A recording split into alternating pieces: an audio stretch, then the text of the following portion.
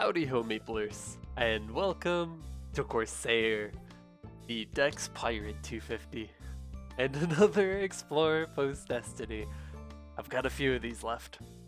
Corsair has gotten quite a lot of really good quality of life changes since the Destiny update. They no longer have really awkward cooldowns and uptimes on their summons, so they feel a lot smoother as a mobbing class. They were never a slouch when it came to mobbing before, but they were quite inconvenient at times when compared to things like Cannon Master, who already had their good summon uptimes and very low beneficial cooldowns. For the gear, Corsair is still using the same accessories that I always use, Meso and drop gear. If I'm going to be killing monsters to get these characters to 250, I might as well be making back some of the Meso that I put into them. Nothing too insane for Corsair. Surprisingly, this class actually has really good damage, and quite a few of its abilities, barring one very important summon, have really good base damages, so you really don't need that much funding coming into this character. My main mobbing skill with Easton didn't have its boost node on at all the way till 250. It's got really good base damage.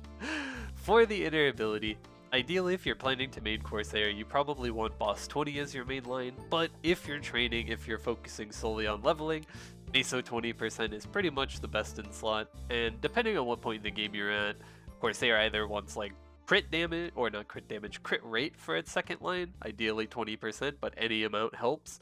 Or you want like 10% chance to cooldown skip, because Brain Scrambler can be cooldown skipped, and this thing is a boatload of your bossing damage. It's ridiculous how strong this skill is. On the topic of the skills, for the V Matrix, as always, in its rightful spot, 5 250s left after this, and it's going to be there for them too. Decent Holy Symbol. It is the best skill you can put on your V-Matrix as soon as you get to 5th job for just about every class in the game.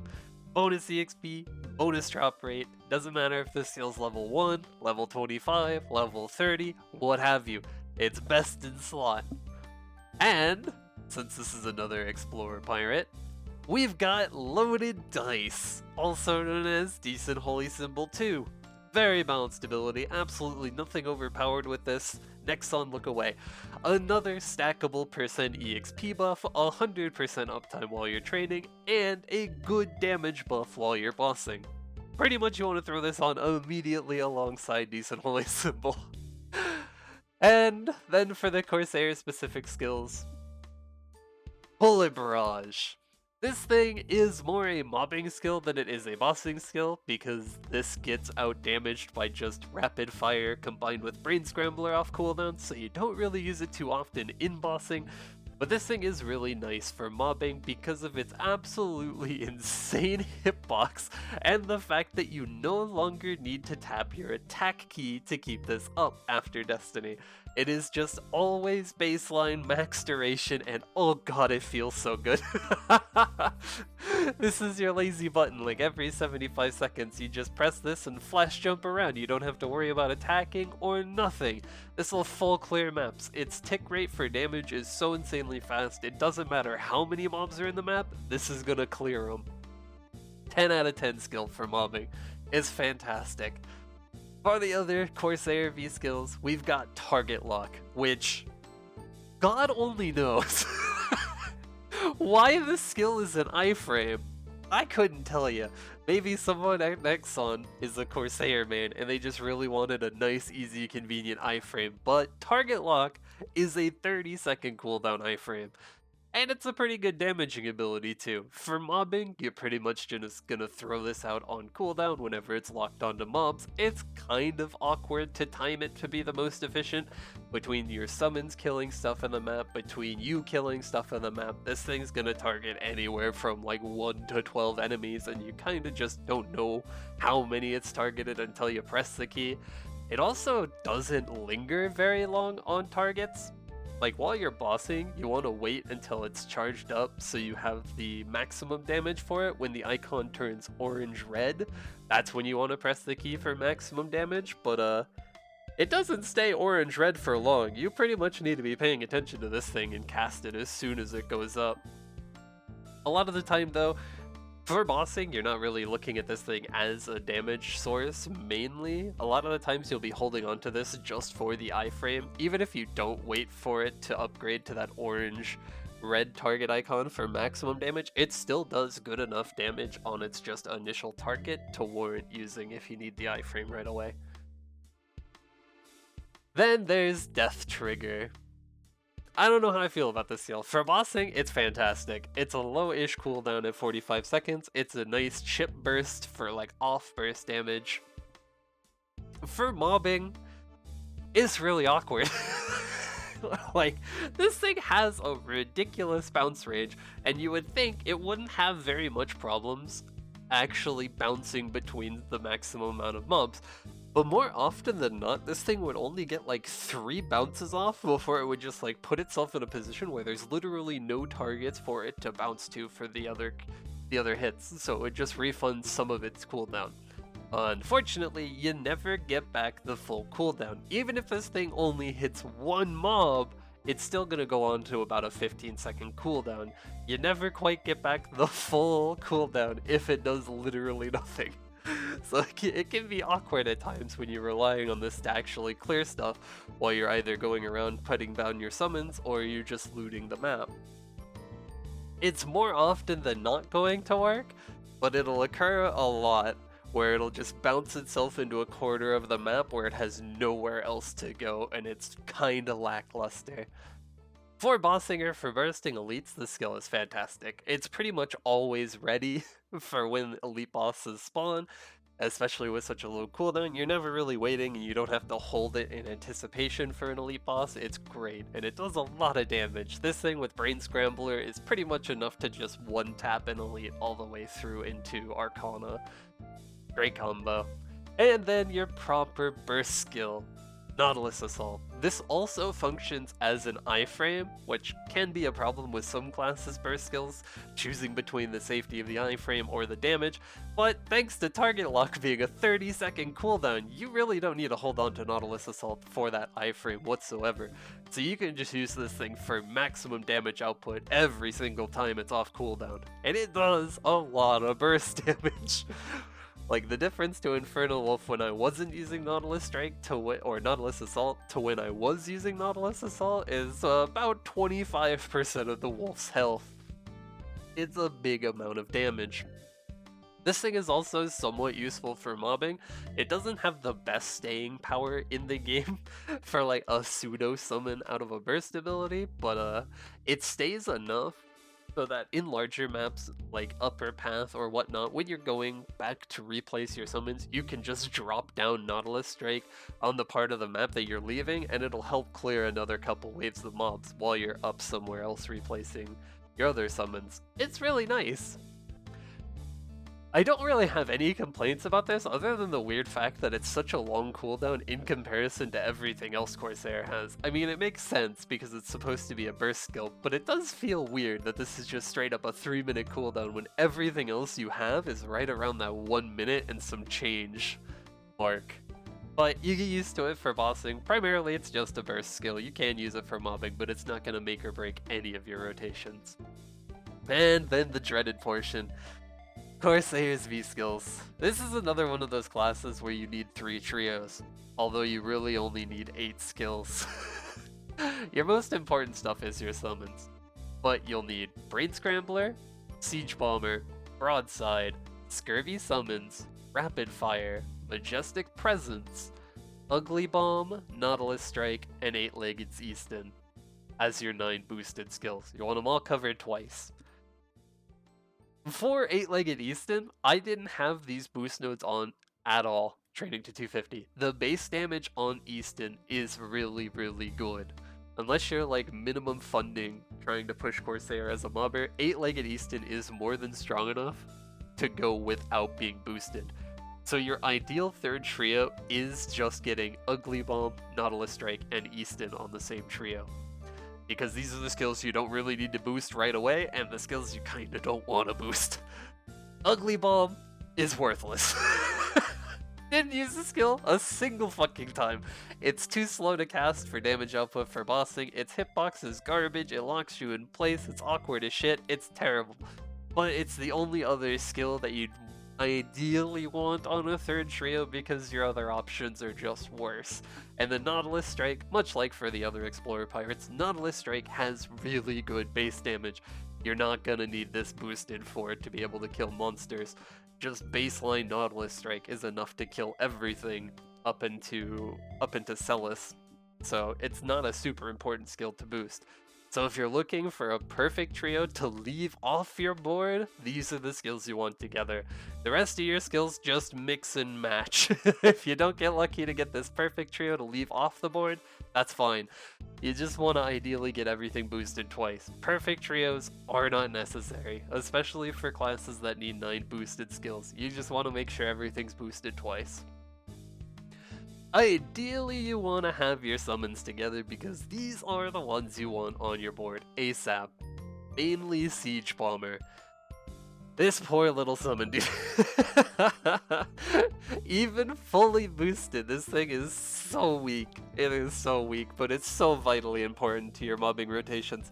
This is the skill that'll hold back your EXP rates more than anything else on Corsair because it's really, really good as a summon. It attacks pretty quick and it shoots 2 targets at the same time. So when it's one-shotting, think of it like a flare for Shadower and Nightlord, where it's a really good summon where if it's one-shotting, it can hold a section of the map all on its own. But if it's not one-shotting, or if it's below 2-shotting, it's kinda not great.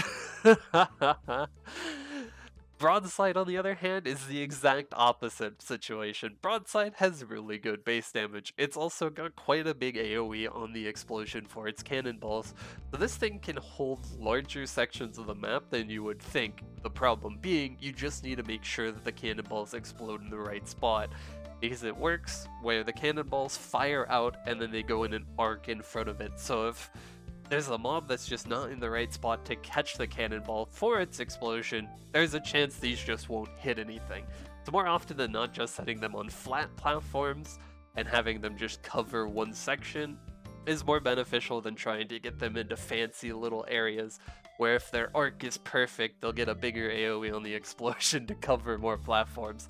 There's really only one map where I did that, and I didn't even really train there because I didn't have the Arcane Force to make Siege Bomber work. And then for your other trio, Scurvy Summons. They're nice for mobbing, but they've already got really good base damages. If you can get them on the trio with Siege Bomber and Broadside, fantastic. That's a perfect trio for your mobbing skills, but it's not super necessary. The Scurvy Summons are good base damage. Mostly they're supplemental damage for while you're bossing and while you're mobbing, but there are some maps where you can literally just use your Scurvy Summons to mob for you and you just hold down rapid fire to stay in combat, but those maps generally aren't the best. Because Corsair is such a good mobber, you can take it to better maps where if you're actively moving around, you'll get a lot better EXP. Then Rapid Fire, it's just your Hurricane, Majestic Presence, just bonus damage while you're bossing. Nothing too insane. And then of course, decent Sharp Buys, decent Speed Infusion, decent Combat Orders, just the trio of decents outside of Holy Symbol. They're nice to have. The ideal ones you want on ASAP are decent Sharp Buys for crit rate, crit damage, and decent Speed Infusion for attack speed. And of course, character building. If you're doing any training for any length of time, especially during a training event like this with Surge Buff, where you're going to be training 4 hours a day if you're trying to be efficient, your absolute best EXP specialty node, if you're on spawn boosters, is character building.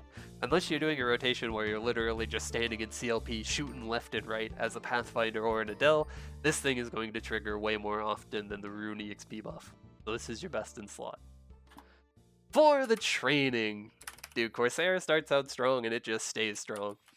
As always with one of these loaded dice classes, just always make sure your dice is locked in on 6, so you're guaranteed that freebie EXP buff. And it's the tried and true maps, 200 to 205, Below the Cave or Eastern Cave Path. I usually go to Eastern Cave Path since it's less popular. Now for these areas, you just want to set one broadside on that far left. The explosion is big enough to hit both platforms. Set your little bomber in the top middle, and then broadside again on the bottom there. And if you have it on your V Matrix, just make sure you're using Bullet Barrage on cooldown, because then all you have to do is flash jump. Ideally, you want to summon your Scurvy summons as well, but while Bullet Barrage is up, they're really not going to be doing anything, so you don't need to worry about it too much while this is active. Your summons are on the left and the middle side of the map. They should be clearing everything around there. If you have it, Lucid Soul, or if you're playing post-ignition and you have Urda Shower, just set it on either the top right or on the bottom right, just to aggro some mobs over to you. If you have your death trigger up, use it on cooldown as well. Otherwise, you're mostly just flash jumping and using 8-legged Easton. The hitbox improvement that Easton got in the Destiny update is a godsend. This skill used to have one of the worst hitboxes to cast animations in the game. Now, it feels really nice. It also looks really clean as well. Very, very nice animation. And that's pretty much the rotation. If your summons are killing monsters, this EXP rate is great. The only weak summon in all of these rotation is going to be Bomber. So if Bomber is not doing enough damage to kill monsters, move your second broadside to this top platform. And that way you can just flash jump through these two platforms and make sure that 8-legged Easton is the thing that is clearing that top middle platform. You can just keep setting Bomber up there, even if it's like 2 or 3 shotting to clip a few mobs, but if it's not 1 or 2 shotting, it falls behind in like area control heavily as a summon. But that will carry you on into Reverse City at 205 super fast. Corsair's EXP rates are insane. They're a summon-based mobber, they have loaded dice, and they are just the absolute best type of mobber on spawn boosters.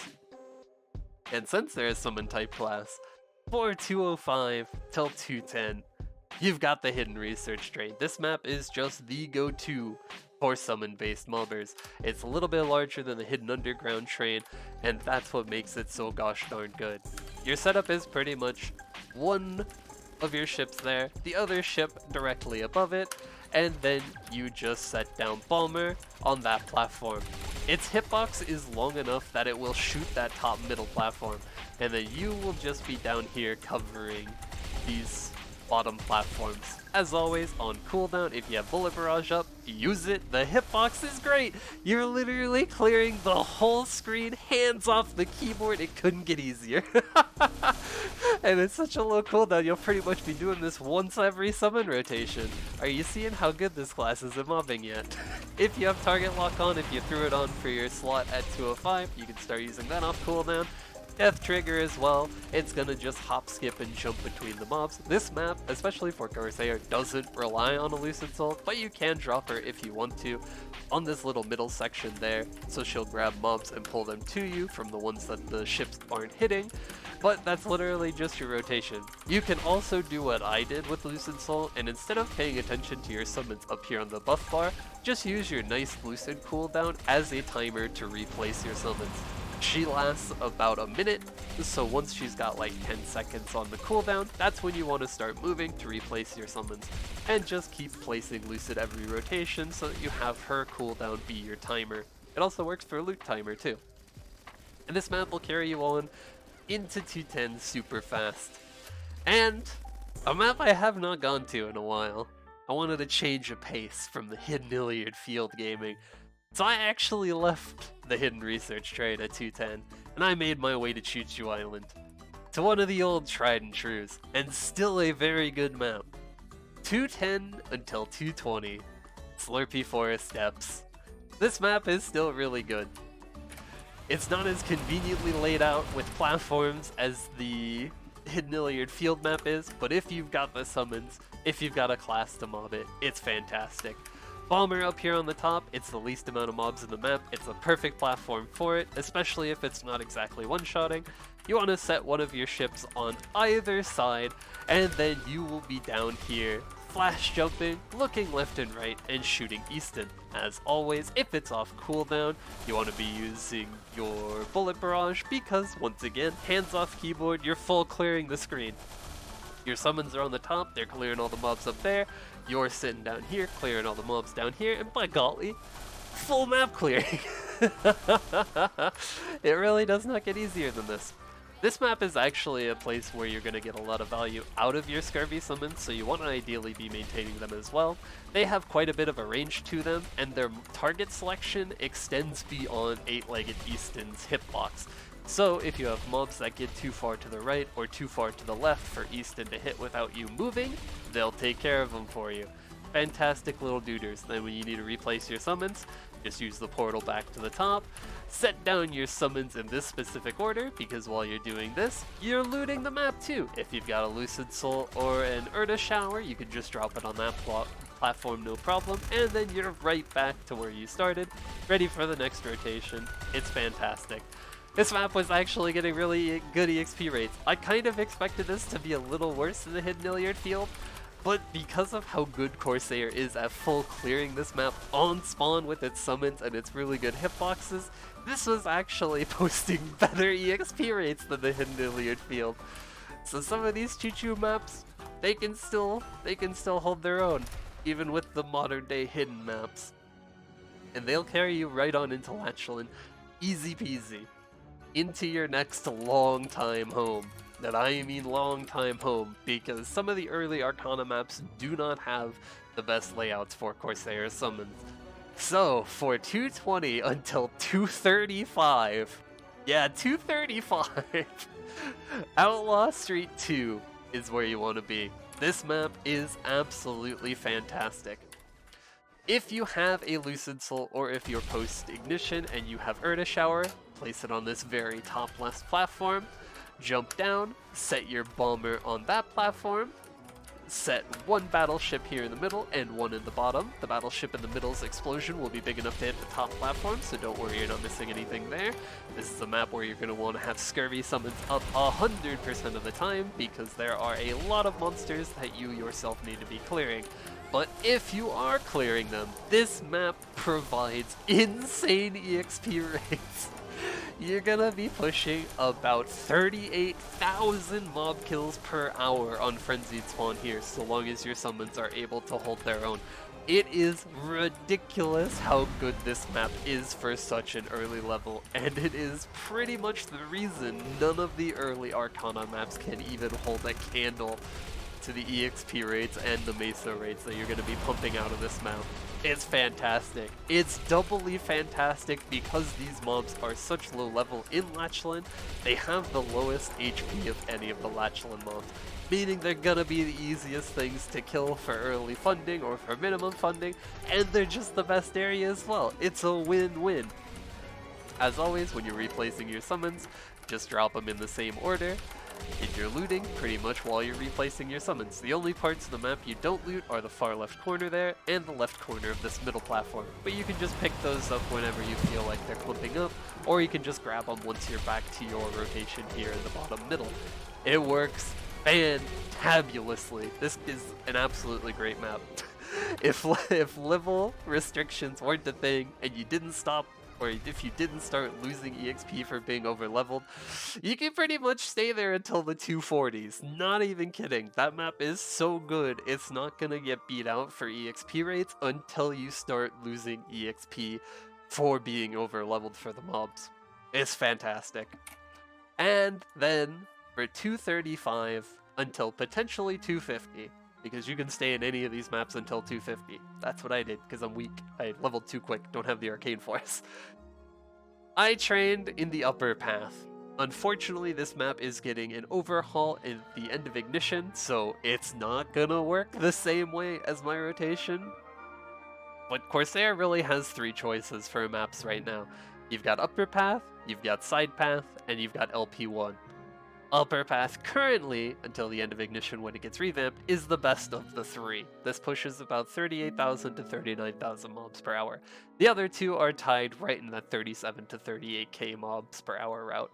But since the only one that isn't getting an overhaul at the end of Ignition is LP1, it'll be the one that I show off. Still a fantastic map, still a really good map.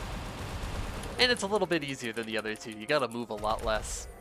For your summons, Right on the edge of this platform is where you want to put your battleships. On the top middle of this platform is where you want to set bomber, and just like the other side, facing outward is where you want to put the battleship.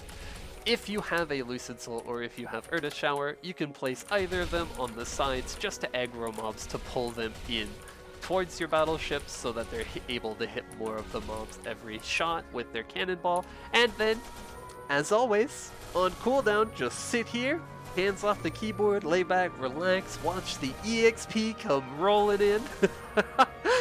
Don't have to do a gosh darn thing. If Bomber is strong enough to one-shot mobs, it'll be more than capable to clear the entire top platform by itself. You can use target lock on cooldown. It has a longer range for targeting mobs than Easton has.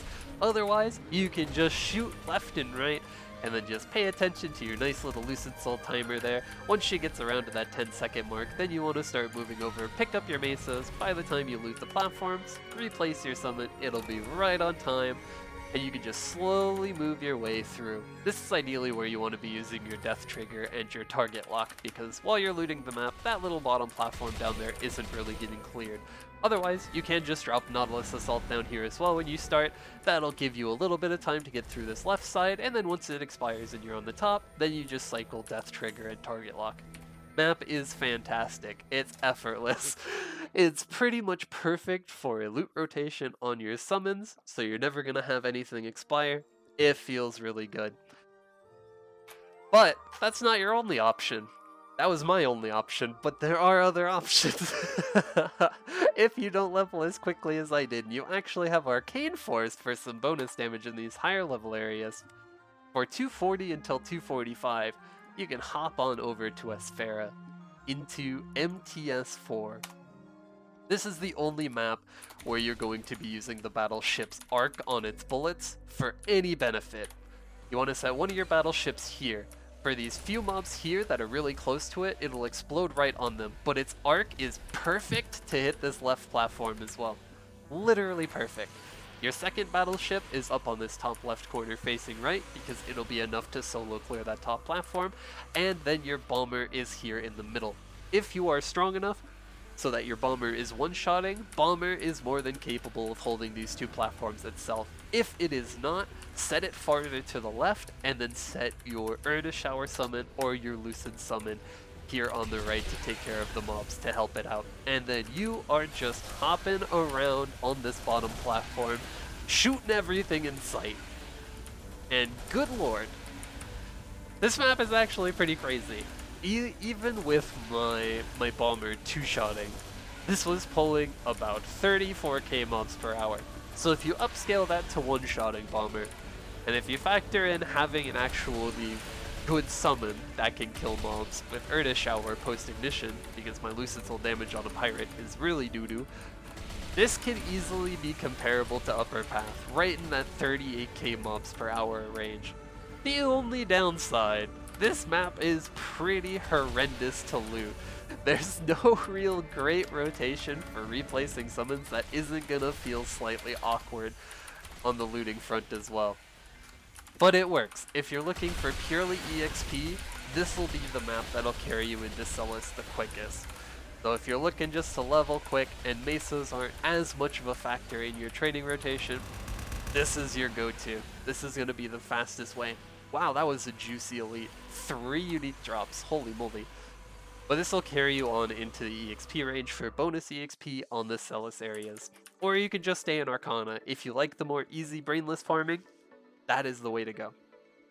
But for 245 until 250, if you're stronger, and man I wish I was stronger because I love these maps. They're my favorite in the game. You've got two options. You've got the lazy option, Plunging Depths 4, or you got the high effort option with better EXP rates, PD5. People like being lazy, so we'll start there.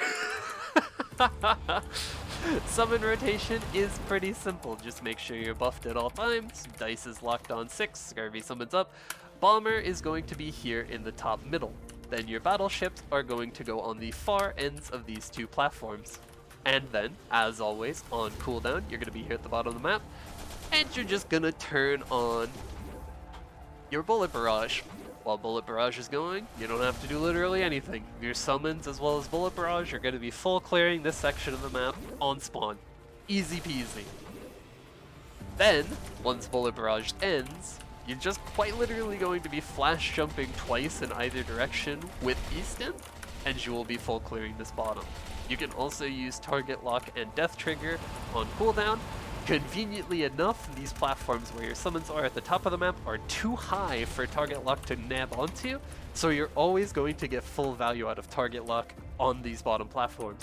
Then when you need to replace your summons, drop down Nautilus Assault, portal back to the top, loot your way through these top platforms, drop down, reset your rightmost battleship, flash jump over, reset your leftmost battleship, and then just work your way down through the platforms while you're looting.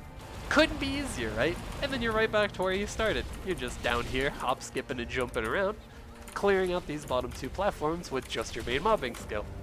As always, once Bullet Barrage comes off cooldown, you just work it back in, hands back off the keyboard, just watch the EXP roll in.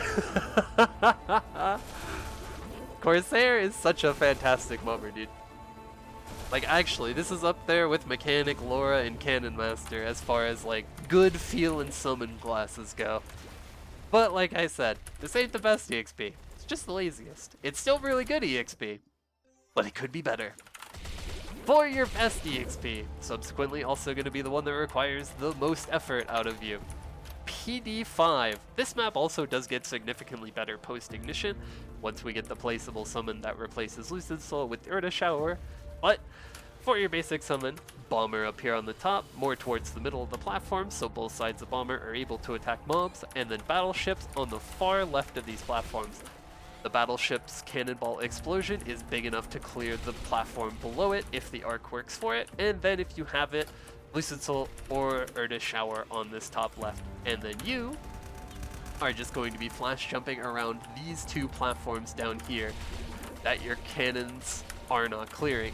As always, Bullet Barrage comes off cooldown, you use Bullet Barrage, it is enough to full clear. The hitbox is also so tall on this thing, you're going to be hitting that third platform up there on the top right. It's ridiculous how good the hitbox is on this thing and how fast the tick rate is on its damage. Then of course, whenever it's off cooldown, Target Lock, Death Trigger, what have you, whenever a loot cycle rolls around, you can just set Nautilus Assault on this part so it's clearing these leftmost platforms while you go back to loot.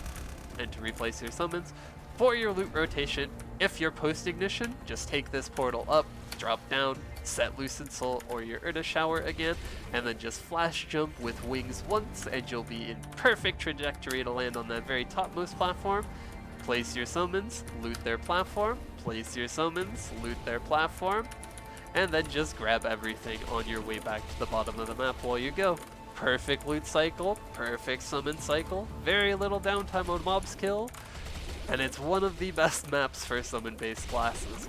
Although you need to be a little bit stronger than me, because without the Arcane Force bonus damage, yeah, my poor little bombers, there's just two-shotting. It's pretty good with two-shotting, but it's not as good as this map can be, to the point where it was sitting around like 34-35k mob kills, where this map can easily be pushed over 40,000 mob kills once you have everything one-shotting, especially post-ignition. Once we have Urda Shower as a placeable summon, that map is going to become pretty ridiculous for a lot of summon-based classes. But that's been the mobbing. Dude, Corsair starts off strong as a mobber and it doesn't really let up. It's not until you push this class into the grandest areas where its mobbing starts to slow down. Because when your summons are able to kill mobs quickly, Corsair just fucking zooms. Once your summons have to hit the same targets multiple times, or once you get to the point where you need to layer up your summons for them to be able to kill mobs efficiently, that's when Corsair starts to slow down. But by that point, you'll have enough V-Matrix slots, you can throw 8-legged Easton on for its boost node, and then boom, that's probably going to be one-shotting. Because Easton has ridiculous base damage. This skill is so much better than it used to be pre-Destiny. It's ridiculous how good this is as a main mobbing skill now compared to old 8-legged Easton. That raggedy piece of crap was the main reason I didn't train Corsair before Destiny got announced. Eight-Legged Easton used to be just one of the worst main mobbing skills in the game. Its hitbox sucked, its attack animation was too long, it felt giga clunky, it was awful. But now, post-Destiny, Corsair is fucking aces, dude. There's not really a problem this class can't get past. For the bossing side of things, of course, it's an Explorer Pirate. You just swap your loaded dice from 6 to 5, free damage. It doesn't get much easier than that. The only awkward thing for their bossing is cycling in Brain Scrambler, Target Lock, Death Trigger, and your Hurricane. I don't know if it's because I'm on attack speed 2, maybe this feels more fluid on attack speed 0, but going between Rapid Fire into Brain Scrambler, back into Rapid Fire, into Target Lock, it feels really clunky. It's like there's a slow startup to Rapid Fire, where the animation starts playing, but bullets aren't being fired. There's also a kind of a delay between using Death Trigger into Target Lock into Brain Scrambler as well that just takes some time to get used to. But it's nothing you can't get used to, and this class's bossing damage output is really, really good. Like, this is one of the better DPM classes in the game. You can be killing bosses way earlier than a lot of other classes if you have good control on this. And a lot of that is due to a fantastic skill called paratargeting. 25% final damage increase to bosses, and it automatically sets up your firing orders. This is a toggle that was added in Destiny, which makes your battle shits, your bombardments, they focus on wherever your firing orders are. So when you throw paratargeting at a boss, they will focus on top of firing orders.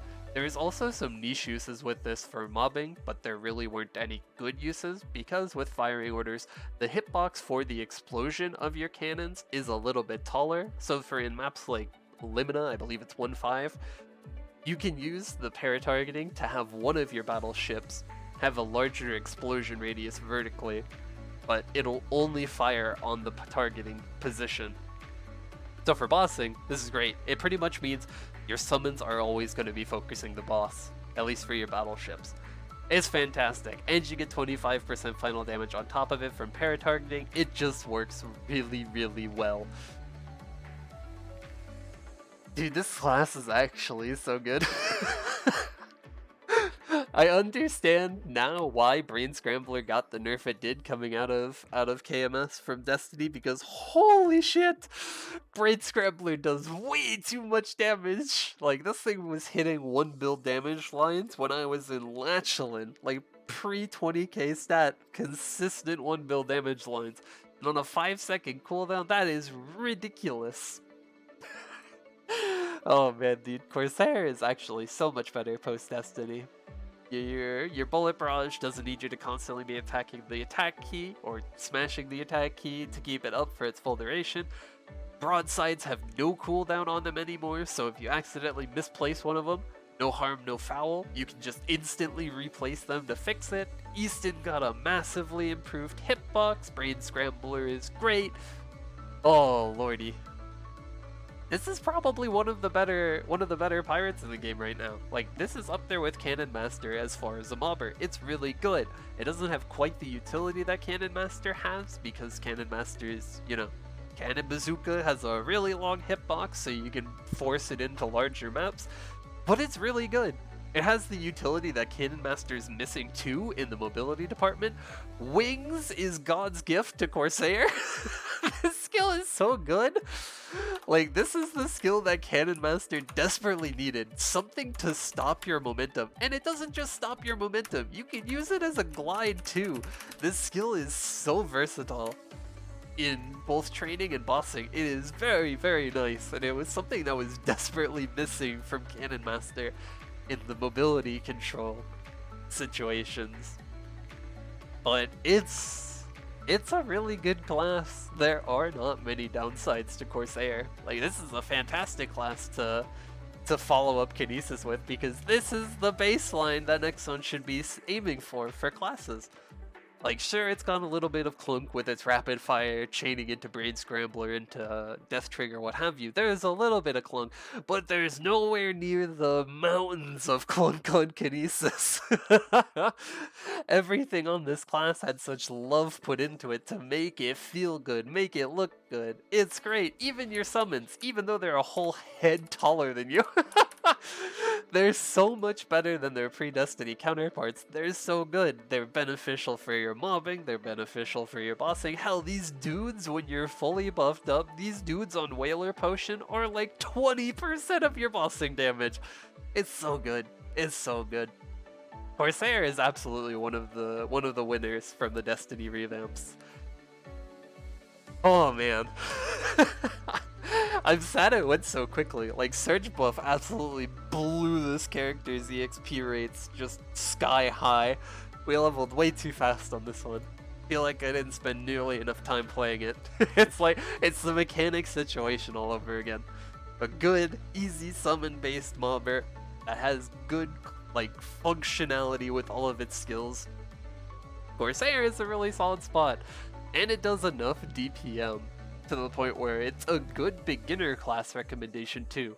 The only summon you have that's gonna hold you back as a new Corsair player is gonna be Bomber, because it's a single line of damage on every cast, but that's not much of an issue. You can just move yourself to either smaller maps and let your battleships take it, or post-ignition, just layer your Bomber and your Urda Shower. Corsair is great. Long story short, Corsair is great. This class is absolutely fantastic. Feels good to play.